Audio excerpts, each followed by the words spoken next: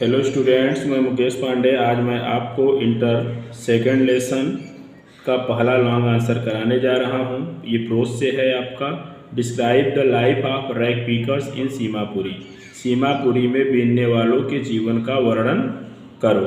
तो कैसे इसका आंसर क्या है, आइए देखते हैं। Seemapuri is a settlement. Settlement means होता है स्थान। सीमापुरी है एक स्थान of more than 10,000 rag pickers, जहाँ पर 10,000 से अधिक बीनने वाले रहते हैं। बीनने वाले कूड़ा करकट बीनने वाले।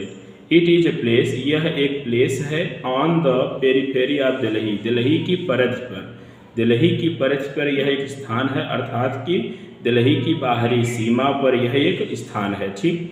दोज हु लिव हियर, वे लोग जो यहाँ रहते हैं, आर स्क्वेटर्स। स्क्वेटर्स किसे कहते हैं? देखिए, जो सार्वजनिक भूमि पर बिना अधिकार बसने वाले लोग होते हैं उन्हें स्क्वेटर्स कहते हैं। तो दोज हु लिव हियर, जो यहाँ रहते हैं, आर स्क्वेटर्स, वे स्क्वेटर्स हैं जिनका खुद का ज़मीन नहीं है, सार्वजनिक भूमि पर आकर के रहने लगे हैं। हु केम फ्रॉम बांग्लादेश, जो बांग्लादेश से आए थे। इन 1971, 1971 में।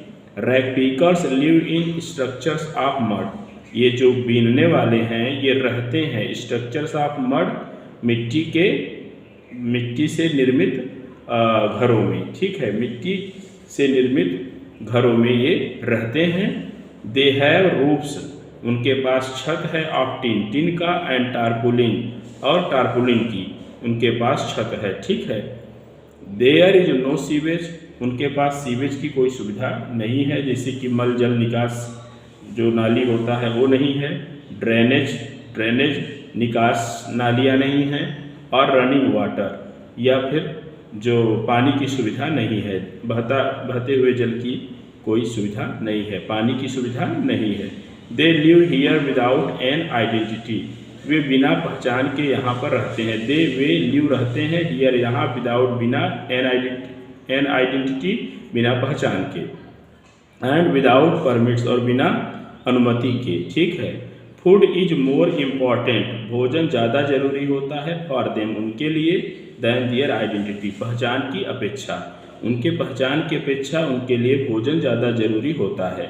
Children grow up to become, बच्चे बड़े होकर के, बिकम पार्टनर्स, पार्टनर्स बन जाते हैं, उनके सहयोगी बन जाते हैं। इन सर्वाइवल, अस्तित्व में, अर्थात कि उनकी आजीविका में वे बच्चे बड़े होकर उनकी मदद करते हैं। An army of bear foot children, ठीक है, नंगे पैर चलने वाले बच्चों की एक सेना, अपीयर, दिखाई देती है, इन द मॉर्निंग, सुबह के समय, विथ देयर प्लास्टिक बैग्स, अपने प्लास्टिक बैग्स को लिए हुए, ऑन दियर शोल्डर्स, अपने कंधों पर।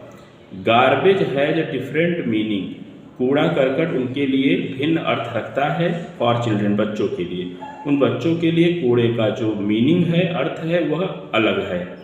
किससे अलग है? उनके माता पिता के अर्थ से।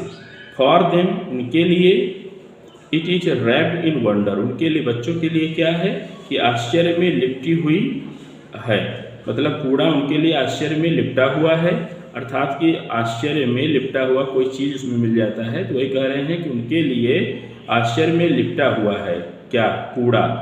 दे में फाइंड रूपी, क्योंकि वे पास, देखिए, वे उसमें पा सकते हैं 1 रुपया, इवन ए 10 रुपी नोट, एक 10 रुपये का नोट भी पा सकते हैं, और एक सिल्वर कॉइन या एक चांदी के सिक्के को भी पा सकते हैं।